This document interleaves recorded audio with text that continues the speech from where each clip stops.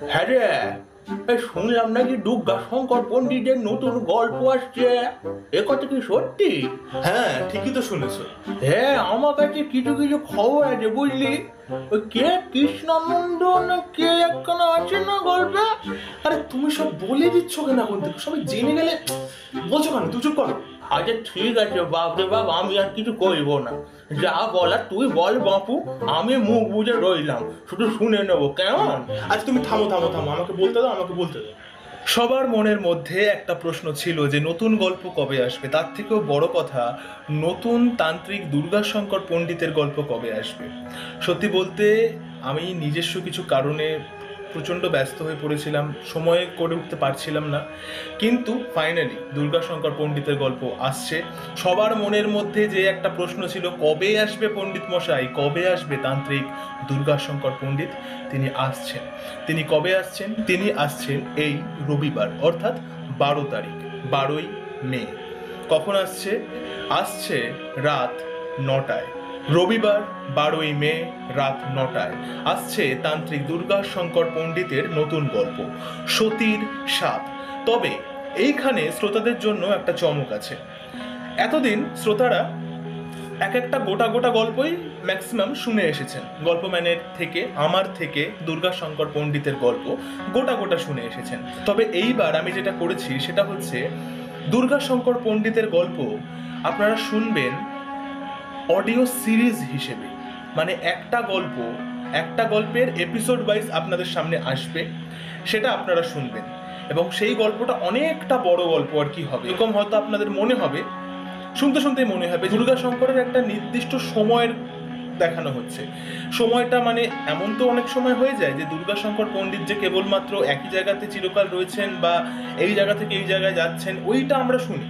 কিন্তু এই জায়গা থেকে এই জায়গায় যেতে বা মাঝখানে থাকছেন যেখানে, সেখানে তার সাথে সাথে কি কি ঘটছে, এমন অনেক জায়গায় তিনি গিয়েছেন বা আছেন বা থেকেছেন যেখানে তিনি দিনের পর দিন আছেন, বা সেই এরিয়াতে, যেরকম ধরুন 5 মাস, 6 মাস, 5 বছর, 6 বছর, 7 বছর, কোনো না কোনো কারণে হয়তো তিনি আছেন।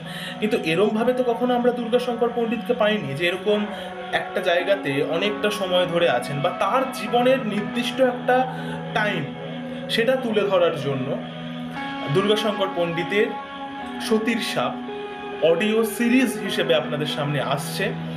আশা করি আপনাদের খুব ভালো লাগবে বিষয়টা।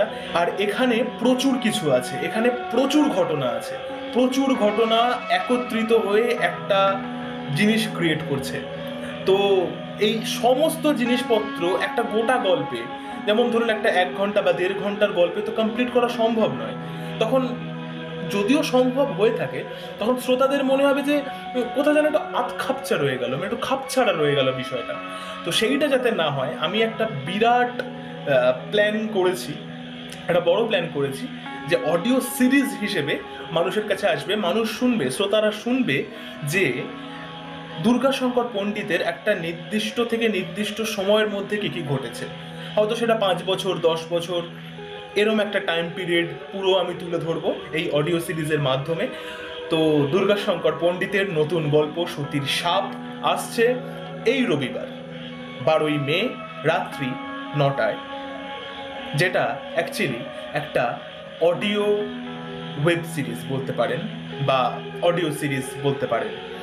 তো তাড়াতাড়ি চলে আসুন সবাই, সবাই শুনুন এবং সবাই গল্পম্যানকে সাবস্ক্রাইব করুন এবং বন্ধুদের কাছে শেয়ার করুন, প্রচুর প্রচুর শেয়ার করুন, যাতে মানুষ এরম একটা তান্ত্রিক পণ্ডিত বা তান্ত্রিক সাধকের সান্নিধ্য পায় বা তার সম্বন্ধে জানতে পারে। তো এই হচ্ছে বিষয়। দুর্গাশঙ্কর পণ্ডিতের নতুন গল্প সতীর সাপ আসছে, আর প্রত্যেক অধীর আগ্রহে অপেক্ষা করা শ্রোতা বন্ধুদেরকে বলার, দুর্গাশঙ্কর পণ্ডিতের নতুন গল্প আসছে। নমস্কার, সঙ্গে রাখুন, শুনতে থাকুন গল্পম্যান। ঠিক আছে, সবাই তাহলে শুনবেন, নতুন গল্প আসছে তান্ত্রিক ঠাকুরের, মজা হবে।